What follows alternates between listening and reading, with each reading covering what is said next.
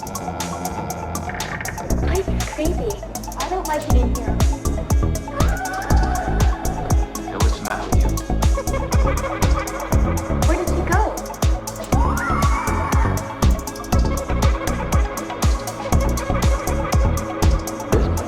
Wild. Put your soul into it.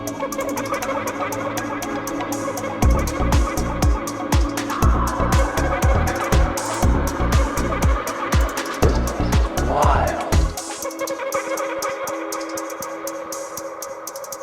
What's going on around you?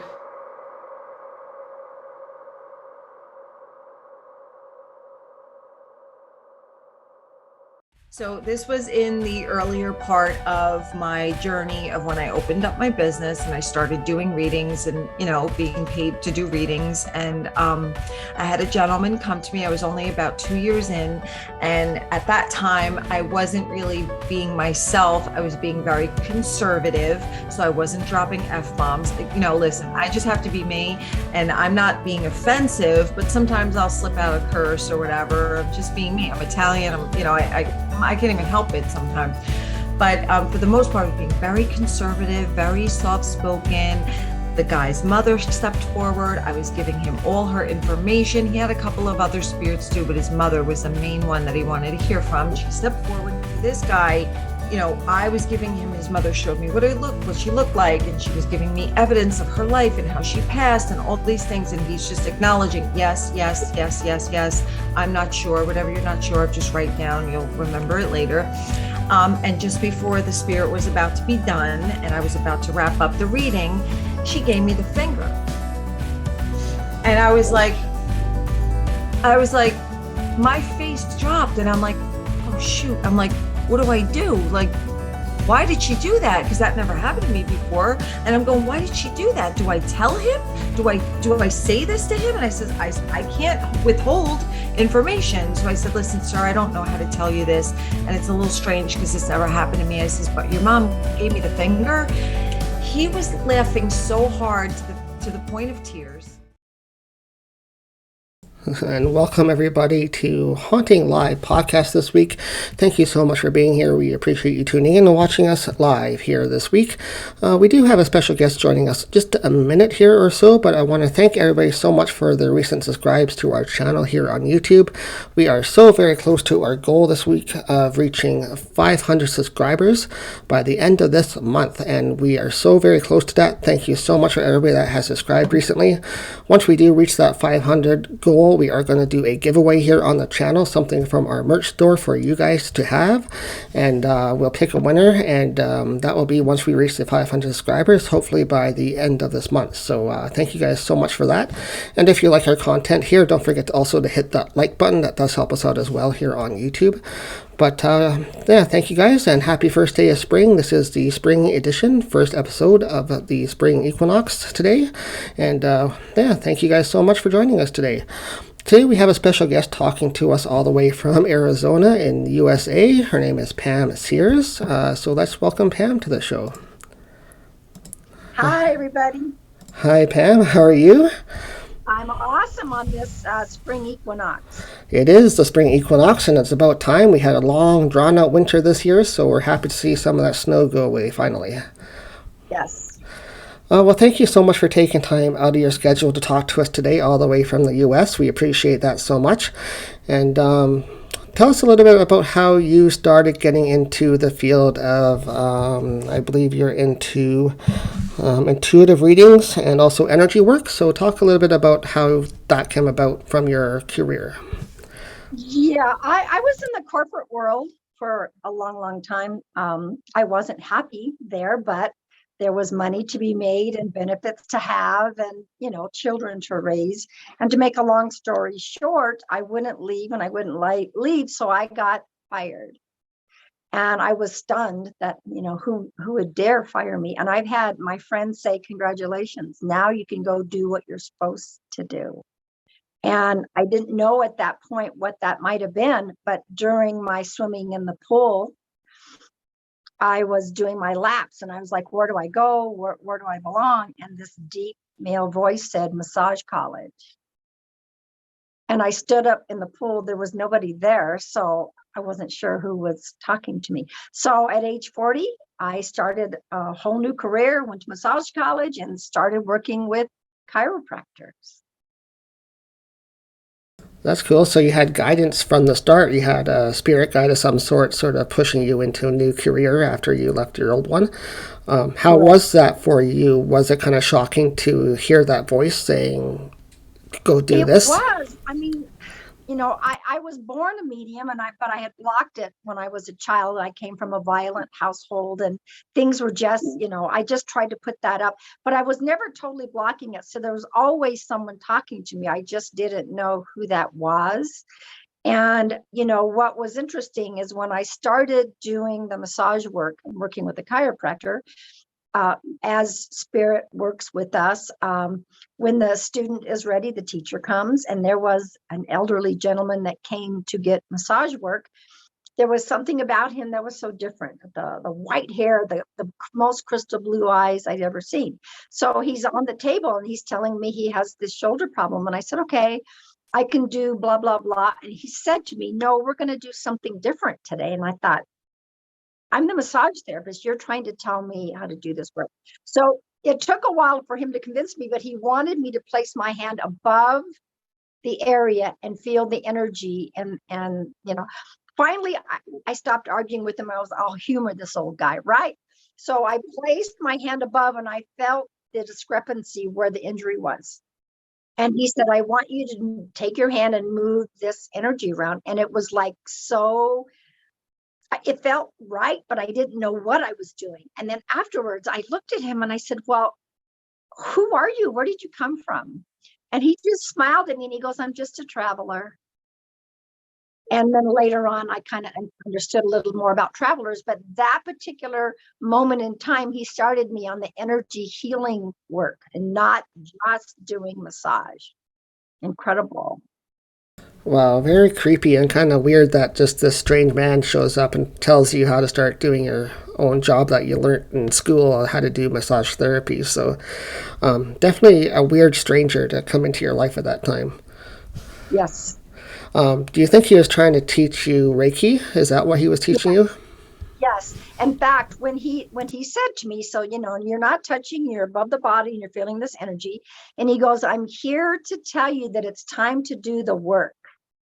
It's time to do the work. And I didn't fully understand what he meant at that point, but he started me on this new journey of, beyond massage and doing the Reiki and the therapeutic touch, and then eventually working with my guides and my angels, and then eventually doing the psychic medium work. Incredible. So what led you from doing massage therapy then to get into doing intuitive readings and energy work? Is that sort of the same thing? Did you learn it at the same time, or did something jump you from one to the other? When I began to, I left the chiropractor's office and I began to work with hospice. So I was, helping those transition. And during that time, when I was doing massage work, I started to hear messages come in at the same time that I was doing this work. So it kind of moved me into, oh my gosh, I'm doing this work and I'm going to have a message. And, do you want to hear this message? And it was incredible because I was already in their energy field at that time, and to hear messages. So that's kind of how it started me. Okay, that does make sense more because there had to be some connection for you to jump from doing strictly massage work into the field that you're in now. So, Yes. And working with hospice, that doesn't make sense that you would naturally take that kind of work. Right. Yeah. Did you have a lot of experiences in hospice where you're working with people like that and starting to work in the field of energy work? Did you have connections to spirit at that point? Yes. When and of course, having my own mother pass, and I was able to be a part of that transitioning, I was able to help other family members when their family members were transitioning. But I felt presences, and when they were getting ready to cross, I felt the energies, and it was like a total different world. It totally made me not fear dying whatsoever. None. Yeah, I think that's one of the big benefits of this kind of work is you yourself get to be more aware of what it is. You're not only helping other people, but you yourself have that sense of, what's happening here. You're learning at Right. the same time, basically. Now, there was a hospice patient. This is an interesting story because I was taking care of him, and he always loved cooking shows. And he would say, "Pam, get up, change the station. Let's work on the cooking shows." So I got up to change the station, and someone kind of nudged me gently from behind. I knew there wasn't anyone else in the room, and I said in my mind, "Who is this?" And she said, "It's Barbara." And I'm like, okay. So I turned around, started working with my patient, and he said to me out of the blue, "Did I ever show you a picture of my wife? She passed 5 years ago." And I said, "No, you didn't." And he showed me the picture, and he goes, "Her name is Barbara." So I knew Barbara was there to take him home to the other side. And within a week, he was gone. That's really interesting that he had somebody there already that you, I guess, sensed at that time was there as well. Right. So how did you jump then from doing that kind of work to getting more in depth into your own work that you do nowadays, which is more energy work, I take it, or do you do more of the Yeah, I intuitive? felt, I was still doing a lot of mediumship work in person. I was working at a holistic place for a little while. So as I was doing, energy work there, I was getting more and more connected to the messages. And, I felt like I was supposed to be doing something different. And so the pandemic hit. Okay. And I mean, already been doing the mediumship work, but the pandemic hit, and it made me realize that I wasn't going to be doing any more of the massage work. I decided to sell my house in Phoenix and move up north where I was drawn. That's where my soul was drawn. Okay. So, at that point, I was doing more part-time mediumship than anything else. So, placing myself up north, I began to it's like I got cracked wide open doing even more. And all of a sudden I found myself, well, placed in places that I didn't know God was going to put me, I'm a volunteer park ranger at my sacred place called the Montezuma Well. And that was one of the reasons why I wanted to make the move so that I could be closer to that vortex and that sacred place. And so it was like when I started to do that and I showed up, and the spirits behind me were like, "Welcome home, sister." And there was a voice that said, "You are the protector of people." And they gave me, some, I call it their medicine. And I just felt like that was another shift for me being in that. I had no idea they were going to be speaking to me from this place. That's really cool. It sounds like a bunch of different shifts happened at the right time in your life for you to go from corporate to massage as a step to starting your mediumship into working at the Yeah. place where you're supposed to be at now in your time of life. So, how does it feel now to be where you're at and working at the place you're working? How does it feel I to you? I feel extremely grateful. And there's that aspect of knowing that I came to do this work to help people, to bring comfort, to educate, that we do go on to the other side, to bring some comfort where people, especially I've had mothers who've lost their children. And so being able to bring forth that information, it was like, and I'll share something quickly. I do my lives on Instagram and on TikTok, and I was on Instagram, getting ready to bring forth some messages for whomever I didn't know. And all of a sudden, I felt the presence of my mother who had crossed over back in 2003. And I'm like, wow, mom doesn't just hang out. And she was very, very strong. And she said, "Tell them a story, tell them the story." And I said, "Well, which one, mom? You have a lot of stories." And she said, "I want you to tell them the story about how she was married 5 times. She was never loved the way she wanted to be loved.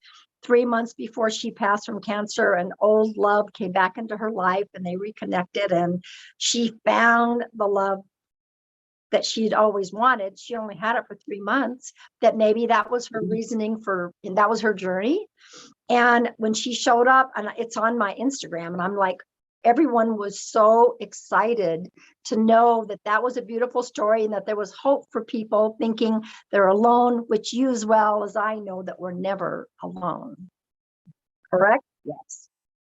Yeah. Yeah, definitely, for sure. Especially when you work in this field, you can never have a spare minute to yourself. Correct. I mean, people ask me, do you shut it off? And I was like, yeah, but I don't worry about shutting it off or having it open. I do a great deal of walking meditations out in nature. And so, we do have to like walk away from it and get ourselves clear. And I just, but to me, this is my life. This is my journey. And,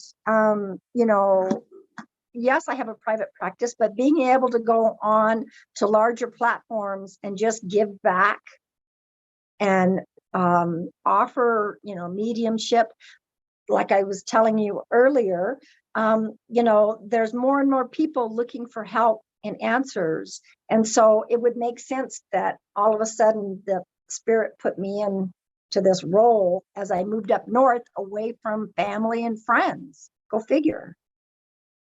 Yeah, they probably wanted to isolate you in order for you to focus on what you're supposed to be doing. So, especially the timing that it happened at the beginning of the pandemic, they wanted you to isolate so you could focus on who you needed to help when you needed to help them. So, Yeah. And I always trust. It doesn't mean that I always listen, but I try to listen. And I know that I came here with something to do and that I'm not going to leave this earth until I do it. so once you got into that, then you now moved to your new location. How are things up there where you're living now? What's the area like there? This is the Prescott area, and there is so much awesome energy. Now where I'm at, it's not real. The work that we do is not real popular because it's a country cowboy town. But I mean, as you well know, the pandemic, we had everything online anyway. But I go out and I find places like we went hiking up a mountain and then there was nothing but crystals all over the mountain. So this is what's keeping me. I think being up here is helping me to be grounded. It's helping me to open up even more so.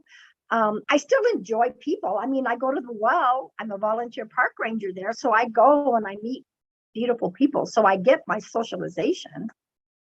Yeah. That's cool that you can do both at the same time. You can have your isolation and do your meditation walks and stuff like that in nature to connect, but you also have your full-time job now, which is, well, I don't know if it's a full-time thing for you, but you can work at the well where you need to be. So right. So I would honestly say that yes, right now my full-time position is as a psychic medium. I'm certainly not retired. I probably will never be retired. And I don't know that mediums would ever be able to retire.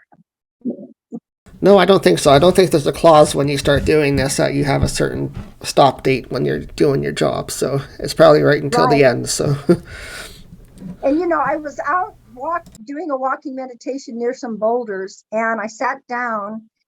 And, sometimes we don't stop and think about our guides and our angels. And I met a new one that just joined me when I moved up here. So when you get out and you're meditating, and because people always want to know who their guides are. And I tell them, go out in nature, sit quietly, talk to them, listen, ask them what they have to say.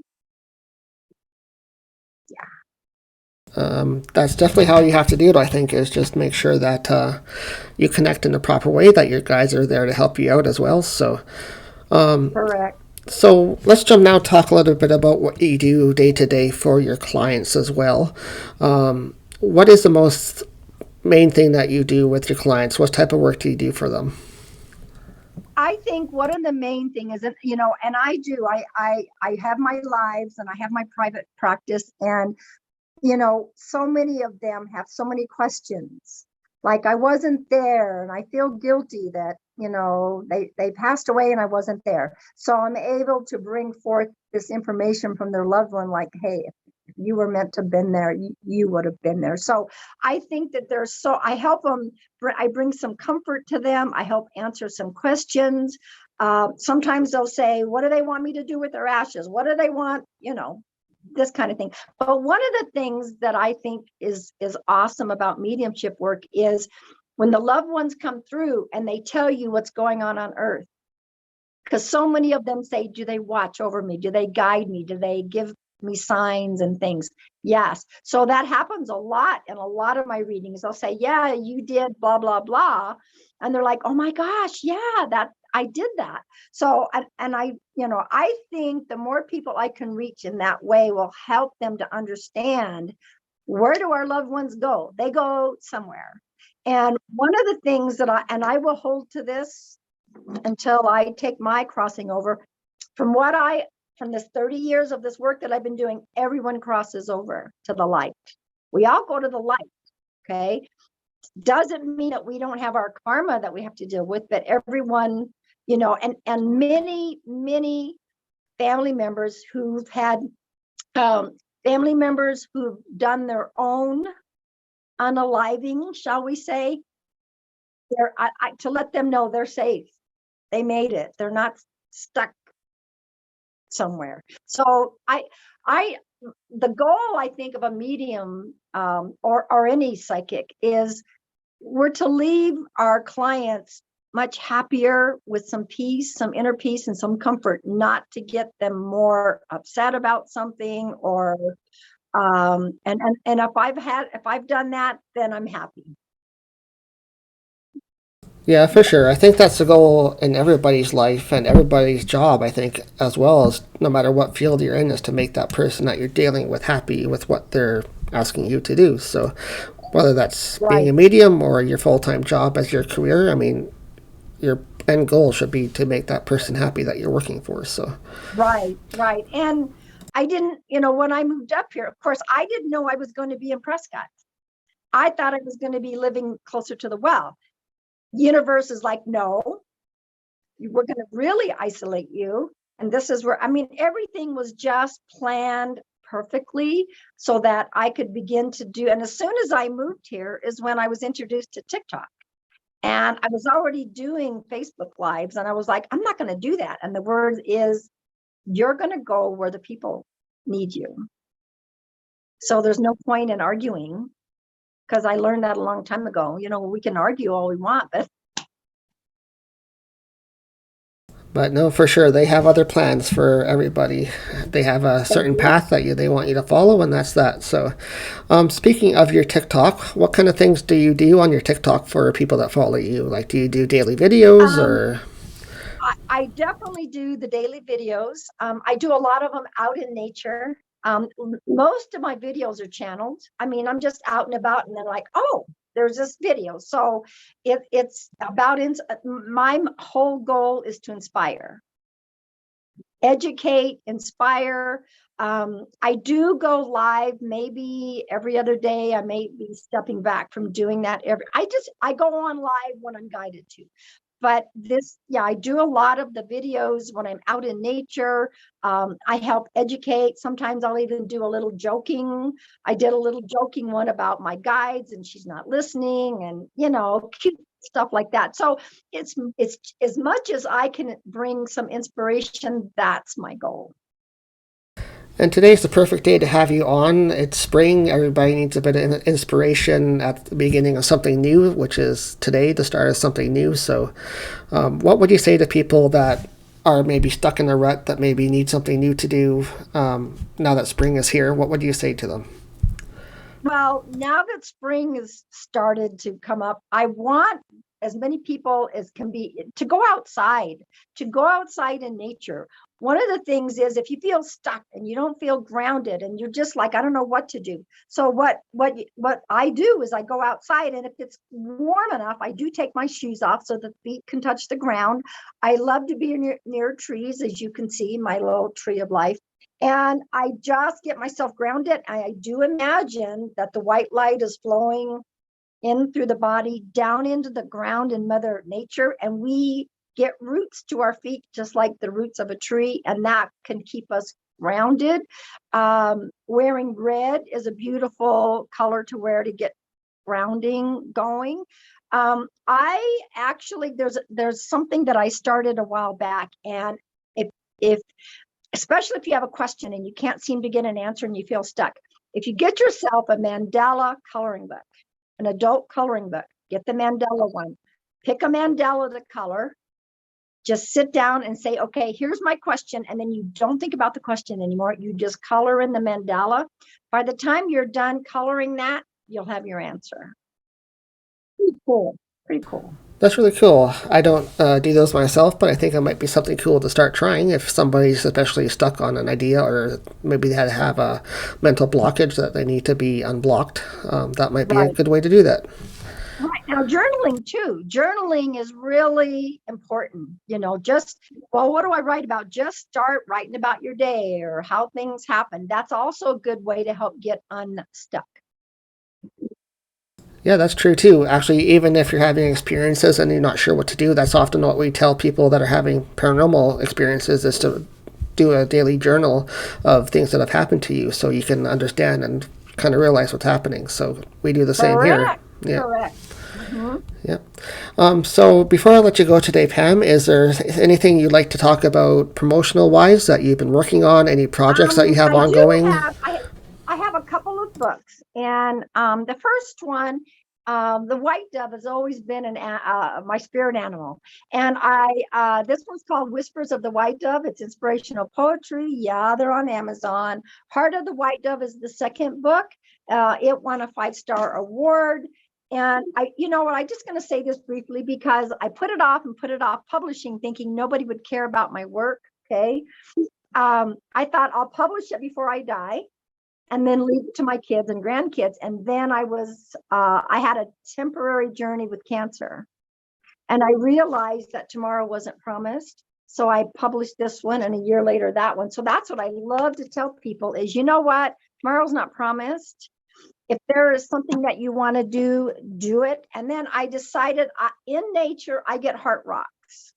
And I took some of my favorite heart rocks and I made them into heart rock oracle cards.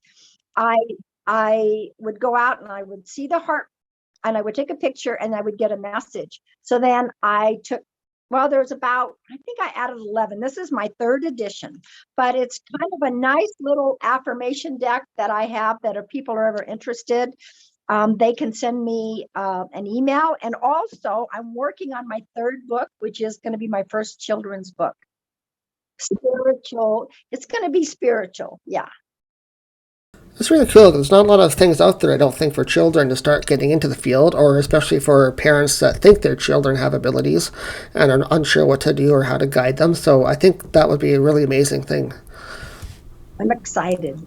Yeah. When do you expect that one to be ready? We're hoping to have it done by first part of 2023. So we'll see. That's my goal. Well, thank you very much, Pam. It's been wonderful having you on the show today. Very inspirational for the first day of spring, especially. So wonderful you to be here telling us some stories about your career and how you got into being intuitive reader and also energy worker. So thank you so much. Thank you very much. Appreciate it. Yep, been wonderful having you. Have a great rest of your weekend and take care, and we'll talk to you later. Okay, bye. Bye-bye.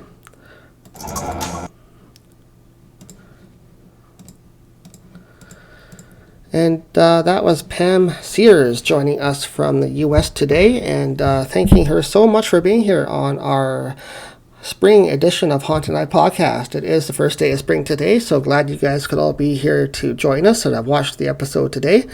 And also for Pam being our guest this week. Very inspiring, and what she had to say today on the show. So thank her again.